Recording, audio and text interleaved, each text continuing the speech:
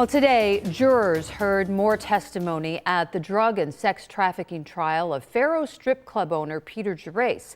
Channel 2's Dave McKinley joins us now. And Dave, did these witnesses boost the prosecution's claim that Gerace operated Pharaoh's as a drug-induced premises? Well, I don't know if they did or not, but certainly that was the intent of calling them. You know, Mary Alice, earlier this week, one of the former strippers described Pharaoh's as being pretty much on the up and up during the day, but a free-for-all at night with all sorts of illegal shenanigans. That description was backed up further today through the testimony of a former nightclub manager and more of the former dancers at the club. Cheryl Ann Bebalacqua was a night shift manager at Pharaoh's for about 2 years, where she says there were rules against both drug use and touching between patrons and dancers.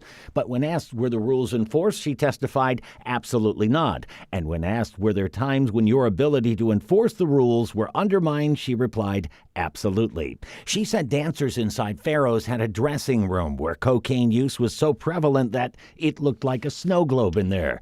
But when she brought concerns to upper management, she was told not to worry or that it was not her concern. She described seeing sex acts between patrons and dancers during lap dances within the VIP rooms, dankly lit areas of the club, opining, frankly, some of these girls you wouldn't want to see in the daylight.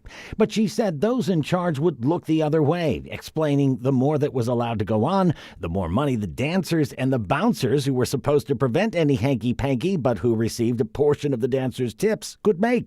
And while she said dancers were on occasion fired for violating the rules, they'd be back soon enough if they were among Peter's favorites, referring to club owner Peter Gerace.